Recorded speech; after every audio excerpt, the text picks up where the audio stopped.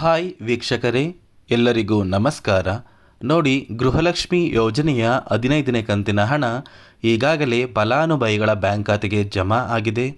ಸರ್ಕಾರದಿಂದ ಇದೀಗ 16ನೇ ಕಂತಿನ ಹಣ ಕುರಿತು ಕೂಡ ಪ್ರತಿಯೊಂದು ಫಲಾನುಭವಿಗಳಿಗೆ ಸಚಿವೆ ಲಕ್ಷ್ಮಿ ಹೆಬ್ಬಾಳ್ಕರ್ ಅವರು ಮುಖ್ಯವಾದ ಮಾಹಿತಿನ ಕೊಟ್ಟಿದ್ದು, ನಾಳೆ ಶನಿವಾರ ಅಂದರೆ ಡಿಸೆಂಬರ್ 14ರಂದು ಕರ್ನಾಟಕದ 27 ಜಿಲ್ಲೆಗಳ ಫಲಾನುಭವಿಗಳ ಬ್ಯಾಂಕ್ ಖಾತೆಗೆ ಸರ್ಕಾರದಿಂದ ಗೃಹಲಕ್ಷ್ಮಿ ಯೋಜನೆಯ 15ನೇ ಕಂತಿನ ಹಣನ ಜಮಾ ಮಾಡ್ತಾ ಇದ್ದು, 16ನೇ ಕಂತಿನ ಹಣ ಕೂಡ ಕೆಲವೇ ದಿನಗಳಲ್ಲಿ ಪ್ರತಿಯೊಂದು ಫಲಾನುಭವಿಗಳ ಬ್ಯಾಂಕ್ ಖಾತೆಗೆ ಬರ್ತಾ ಇದ್ದು, ಸರ್ಕಾರ ಗೃಹಲಕ್ಷ್ಮಿ ಯೋಜನೆಯಲ್ಲಿ 5 ಹೊಸ ನಿಯಮಗಳನ್ನ ಜಾರಿಗೆ ತಂದಿದೆ.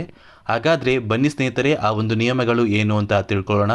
ಅದಕ್ಕಿಂತ ಮೊದಲು ನೋಡಿ ಸ್ನೇಹಿತರೆ, ನೀವೇನಾದ್ರೂ ಇನ್ನೂ ಕೂಡ ನನ್ನ ಚಾನಲ್ನ ಸಬ್ಸ್ಕ್ರೈಬ್ ಆಗಿಲ್ಲ ಅಂದರೆ ದಯವಿಟ್ಟು ಪ್ರತಿಯೊಬ್ಬರೂ ಚಾನಲ್ನ ಸಬ್ಸ್ಕ್ರೈಬ್ ಮಾಡ್ಕೊಳ್ಳಿ, ಹಾಗೆ ವಿಡಿಯೋಗೆ ಒಂದು ಲೈಕ್ನ ಕೊಡಿ. ಹೌದು ಸ್ನೇಹಿತರೆ, ಗೃಹಲಕ್ಷ್ಮಿ ಯೋಜನೆಯ 15ನೇ ಕಂತಿನ ಹಣ ಈಗಾಗಲೇ ಸಾಕಷ್ಟು ಫಲಾನುಭವಿಗಳು ನಿಮ್ಮ ಬ್ಯಾಂಕ್ ಖಾತೆಗೆ ಪಡ್ಕೊಂಡಿದ್ದೀರಾ. ಕಳೆದ 1 ತಿಂಗಳಿಂದ 15ನೇ ಕಂತಿನ ಹಣಕ್ಕಾಗಿ ವೇಟ್ ಮಾಡ್ತಾ ಇದ್ರಿ. ಇಂತಹ ಪ್ರತಿಯೊಂದು ಫಲಾನುಭವಿಗಳ ಬ್ಯಾಂಕ್ ಖಾತೆಗೆ ಕೊನೆಗೂ ಸರ್ಕಾರದಿಂದ ಗೃಹಲಕ್ಷ್ಮಿ ಯೋಜನೆಯ 15ನೇ ಕಂತಿನ ಹಣ ಜಮಾ ಆಗಿದೆ. ಇದೀಗ ಸಚಿವೆ ಲಕ್ಷ್ಮಿ ಹೆಬ್ಬಾಳ್ಕರ್ ಅವರು 16ನೇ ಕಂತಿನ ಹಣ ಕುರಿತು ಕೂಡ ಪ್ರತಿಯೊಂದು ಫಲಾನುಭವಿಗಳಿಗೆ ಮುಖ್ಯವಾದ ಮಾಹಿತಿನ ಕೊಟ್ಟಿದ್ದು, ಕೆಲವೇ ದಿನಗಳಲ್ಲಿ ಅಂದರೆ ಇನ್ನು ಉಳಿದ 1 ವಾರದಲ್ಲಿ ಗೃಹಲಕ್ಷ್ಮಿ ಯೋಜನೆಯ 16ನೇ ಕಂತಿನ ಹಣ ಕೂಡ ಪ್ರತಿಯೊಂದು ಫಲಾನುಭವಿಗಳ ಬ್ಯಾಂಕ್ ಖಾತೆಗೆ ಸರ್ಕಾರದಿಂದ ಬಿಡುಗಡೆ ಮಾಡ್ತಾ ಇದ್ದಾರೆ ಅಂತ ಸಚಿವೆ ಲಕ್ಷ್ಮಿ ಹೆಬ್ಬಾಳ್ಕರ್ ಅವರು ತಿಳಿಸ್ಕೊಟ್ಟಿದ್ದಾರೆ. ನಿಮ್ಮ ಬ್ಯಾಂಕ್ ಖಾತೆಗೆ ಇದೇ ತಿಂಗಳ ಅಂದರೆ ಡಿಸೆಂಬರ್ ತಿಂಗಳ ಹಂತದಲ್ಲಿ 16ನೇ ಕಂತಿನ ಹಣ ಕೂಡ ಜಮಾ ಆಗ್ತಾ ಇದೆ. ಮತ್ತು ಸ್ನೇಹಿತರೆ, ಈ 15ನೇ ಕಂತಿನ ಹಣ ಏನಿದೆ, ಈ ಒಂದು ಹಣ ನಾಳೆ ಶನಿವಾರ ಅಂದರೆ ಡಿಸೆಂಬರ್ 14ರಂದು ಕರ್ನಾಟಕದ 27 ಜಿಲ್ಲೆಗಳ ಫಲಾನುಭವಿಗಳ ಬ್ಯಾಂಕ್ ಖಾತೆಗೆ ಸರ್ಕಾರದಿಂದ ಜಮಾ ಆಗ್ತಾ ಇದ್ದು, ಈ 27 ಜಿಲ್ಲೆಗಳ ಹೆಸರು ಏನು ಅಂತ ತಿಳ್ಕೊಳ್ಳೋಣ. ಮೊದಲಿಗೆ ಬಾಗಲಕೋಟೆ, ಬೆಂಗಳೂರು ಗ್ರಾಮಾಂತರ, ಬೆಂಗಳೂರು ನಗರ, ಯಾದಗಿರಿ, ಉತ್ತರ ಕನ್ನಡ, ಉಡುಪಿ, ತುಮಕೂರು, ಶಿವಮೊಗ್ಗ, ರಾಮನಗರ, ರಾಯಚೂರು, ಮೈಸೂರು, ಮಂಡ್ಯ, ಕೊಪ್ಪಳ, ಕೋಲಾರ, ಕೊಡಗು, ಹಾವೇರಿ, ಹಾಸನ, ಕಲಬುರಗಿ, ಗದಗ, ಧಾರವಾಡ, ದಾವಣಗೆರೆ, ದಕ್ಷಿಣ ಕನ್ನಡ, ಚಿತ್ರದುರ್ಗ, ಚಿಕ್ಕಮಗಳೂರು, ಚಿಕ್ಕಬಳ್ಳಾಪುರ, ಚಾಮರಾಜನಗರ, ವಿಜಯನಗರ, ಬೀದರ್, ಬಳ್ಳಾರಿ, ಬೆಳಗಾವಿ ಮತ್ತು ಬಿಜಾಪುರ. ಈ 27 ಜಿಲ್ಲೆಗಳ ಪ್ರತಿಯೊಂದು ಫಲಾನುಭವಿಗಳ ಬ್ಯಾಂಕ್ ಖಾತೆಗೆ ನಾಳೆ ಶನಿವಾರ ಗೃಹಲಕ್ಷ್ಮಿ ಯೋಜನೆಯ 15ನೇ ಕಂತಿನ ಹಣ ಜಮಾ ಆಗ್ತಾ ಇದೆ.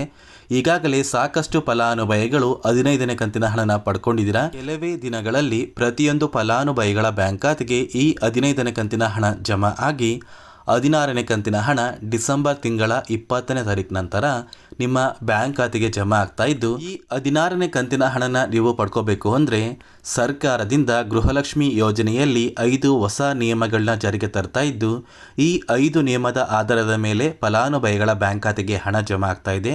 ಹಾಗಾದರೆ ಬನ್ನಿ ಸ್ನೇಹಿತರೆ, ಆ 5 ನಿಯಮಗಳು ಏನು ಅಂತ ತಿಳ್ಕೊಳ್ಳೋಣ.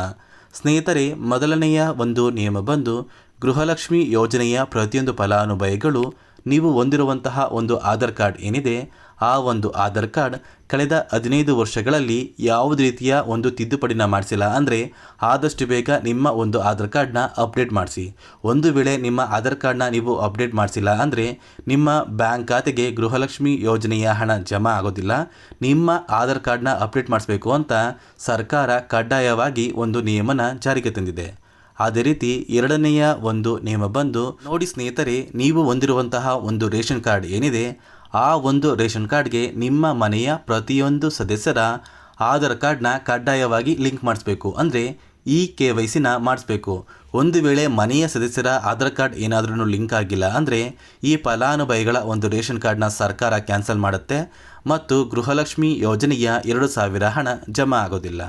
ಮತ್ತು ವೀಕ್ಷಕರೇ, ಮೂರನೆಯ ಒಂದು ನಿಯಮ ಬಂದು, ಸಾಕಷ್ಟು ಫಲಾನುಭವಿಗಳು ಸರ್ಕಾರದಿಂದ ಬರುತ್ತಿರುವ ಅನ್ನಭಾಗ್ಯ ಯೋಜನೆಯ ಒಂದು ರೇಷನ್ ಏನಿದೆ, ಆ ಒಂದು ರೇಷನ್ನ ಕಳೆದ 3 ತಿಂಗಳಿಂದ ಯಾರೆಲ್ಲ ಪಡ್ಕೋತಾ ಇಲ್ಲ, ಇಂತಹ ಫಲಾನುಭವಿಗಳ ಒಂದು ರೇಷನ್ ಕಾರ್ಡ್ನ ಕ್ಯಾನ್ಸಲ್ ಮಾಡಿ ಗೃಹಲಕ್ಷ್ಮಿ ಯೋಜನೆಯ 2,000 ಹಣ ಕೂಡ ಈ ಒಂದು ಫಲಾನುಭವಿಗಳ ಬ್ಯಾಂಕ್ ಖಾತೆಗೆ ಜಮಾ ಆಗೋದಿಲ್ಲ. ಇದೇ ಒಂದು ಕಾರಣಕ್ಕೆ ಸರ್ಕಾರ ಅನ್ನಭಾಗ್ಯ ಯೋಜನೆಯ ಅಕ್ಕಿ ಬದಲು ಹಣ ಕೂಡ ಸ್ಟಾಪ್ ಮಾಡಿದೆ. ಈಗಾಗಲೇ ಸಾಕಷ್ಟು ಫಲಾನುಭವಿಗಳು ಈ ಅಕ್ಕಿ ಬದಲು ಹಣ ಕೂಡ ಪಡ್ಕೋತಾ ಇಲ್ಲ. ಮತ್ತು ಸ್ನೇಹಿತರೆ, ನಾಲ್ಕನೆಯ ಒಂದು ನಿಯಮ ಬಂದು ನೋಡಿ ವೀಕ್ಷಕರೇ, ನೀವು ಸರ್ಕಾರಕ್ಕೆ ಯಾವುದೇ ರೀತಿಯ ಒಂದು ಟ್ಯಾಕ್ಸ್ನ ಪೇ ಮಾಡ್ತಾ ಇದ್ರೆ ಅಂದರೆ ತೆರಿಗೆನ ಕಟ್ತಾ ಇದ್ರೆ ನಿಮ್ಮ ಬ್ಯಾಂಕ್ ಖಾತೆಗೆ ಗೃಹಲಕ್ಷ್ಮಿ ಯೋಜನೆಯ 2,000 ಹಣ ಜಮಾ ಆಗೋದಿಲ್ಲ. ಸರ್ಕಾರಕ್ಕೆ ತೆರಿಗೆನ ಕಟ್ಟುವಂತಹ ಪ್ರತಿಯೊಂದು ಫಲಾನುಭವಿಗಳು ಗೃಹಲಕ್ಷ್ಮಿ ಯೋಜನೆಯ 2,000 ಹಣನ ಪಡೆಯಲು ಅನರ್ಹರು ಅಂತ ಸರ್ಕಾರ ನಿರ್ಧಾರ ಮಾಡಿದ್ದು, ಈ ಒಂದು ನಿಯಮನ ಸರ್ಕಾರ ಜಾರಿಗೆ ತಂದಿದೆ. ಮತ್ತೆ ಸ್ನೇಹಿತರೆ, 5ನೆಯ ಮತ್ತು ಕೊನೆಯ ನಿಯಮ ಬಂದು ನಿಮ್ಮ ಕುಟುಂಬದ ವಾರ್ಷಿಕ ಆದಾಯ 7 ಲಕ್ಷಕ್ಕಿಂತ ಕಡಿಮೆ ಇರಬೇಕು. ಒಂದು ವೇಳೆ ಕುಟುಂಬದ ವಾರ್ಷಿಕ ಆದಾಯ 7 ಲಕ್ಷಕ್ಕಿಂತ ಜಾಸ್ತಿ ಇದ್ದರೆ ಗೃಹಲಕ್ಷ್ಮಿ ಯೋಜನೆಯ 2,000 ಹಣ ನಿಮ್ಮ ಬ್ಯಾಂಕ್ ಖಾತೆಗೆ ಜಮಾ ಆಗೋದಿಲ್ಲ. ಸರ್ಕಾರ ಜಾರಿಗೆ ತಂದಿರುವ ಈ 5 ನಿಯಮನ ನೀವು ಫಾಲೋ ಮಾಡಿದರೆ ಮಾತ್ರ ನಿಮ್ಮ ಬ್ಯಾಂಕ್ ಖಾತೆಗೆ ಗೃಹಲಕ್ಷ್ಮಿ ಯೋಜನೆಯ 16ನೇ ಕಂತಿನ ಹಣ ಜಮಾ ಆಗುತ್ತೆ. ನೋಡಿ ವೀಕ್ಷಕರೇ, ಸರ್ಕಾರ ಈ 5 ನಿಯಮದ ಆಧಾರದ ಮೇಲೇ ಪ್ರತಿಯೊಂದು ಫಲಾನುಭವಿಗಳಿಗೂ ಗೃಹಲಕ್ಷ್ಮಿ ಯೋಜನೆಯ 2,000 ಹಣನ ಜಮಾ ಮಾಡ್ತಾ ಇದೆ.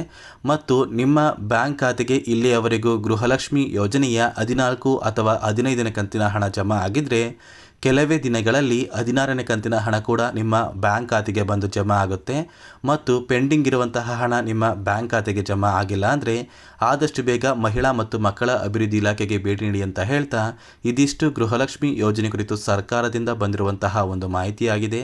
ನಾನು ಕೊಟ್ಟಿರುವಂತಹ ಮಾಹಿತಿ ನಿಮಗೆ ಇಷ್ಟ ಆಗಿದ್ದರೆ ನನ್ನ ಚಾನಲ್ನ ಸಬ್ಸ್ಕ್ರೈಬ್ ಮಾಡ್ಕೊಳ್ಳಿ, ಹಾಗೆ ವಿಡಿಯೋಗೆ ಒಂದು ಲೈಕ್ನ ಕೊಡಿ.